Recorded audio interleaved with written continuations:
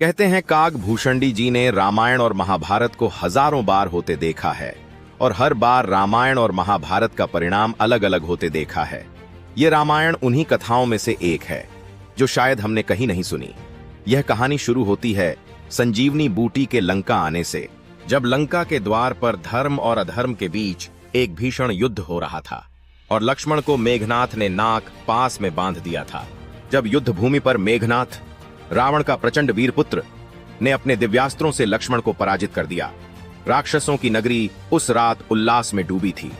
हर गली, हर चौक पर राजकुमार मेघनाथ की जय जयकार हो रही थी। रावण के सबसे निष्ठावान सेनापति प्रहस्त भी इस विजय में अपने मित्रों के साथ लंका की एक भव्य मधुशाला में बैठा जश्न मना रहा था। मदिरा के पात्र छलक रहे थे। चारों ओर रंभा, उर्वशी जैसी नर्तकियां अपनी कला से वातावरण को उन्मत्त बना रही थीं।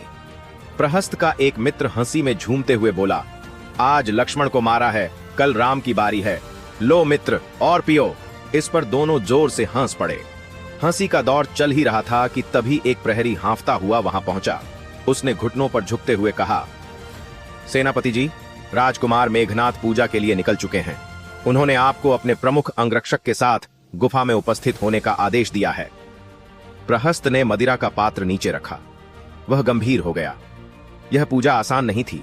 यह वह यज्ञ था जो देवों को झुका सकता था। उधर राम के आदेश पर हनुमान संजीवनी पर्वत उठा लाए थे। लक्ष्मण की सांसें वापस लौट आईं और उसने संकल्प लिया, अब देरी नहीं होगी।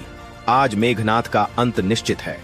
उसी रात युद्ध हुआ, भयंकर, उग्र और तेजस्वी। अंत में यज्ञ के मध्य ही लक्ष्मण ने मेघनाथ को मृत्यु का वरण करवाया। इसी युद्ध में प्रहस्त बुरी तरह घायल हो गया। उसे सेना के 2 सैनिकों ने उठाकर उसकी शैया तक पहुंचाया। तभी उसके शिविर का पर्दा सरकता है। एक नवयुवक राक्षस सैनिक भीतर आता है, हाथों में 2 प्रकार के पत्तियां के गुच्छे लिए हुए। सेनापति जी, आज सुबह जब हनुमान संजीवनी पर्वत लेकर आया था और जब सभी का ध्यान लक्ष्मण को बचाने में लगा था, मैंने वहां चुपके से चढ़कर 2 विचित्र पत्तियां तोड़ लीं। दोनों अलग अलग रंग की थीं, एक हरी, एक नीली। मुझे नहीं पता इनमें से संजीवनी कौन सी है, मगर सोचा शायद इससे आपके जैसे वीरों की रक्षा हो सके। प्रहस्त की सूखी पलकों में हलचल हुई। वह लड़खड़ाते स्वर में बोला, दोनों के पत्तियां मेरे पास रख दो, बाकी पत्तियां राजमहल ले जाओ। महाराज रावण उन्हें देखेंगे।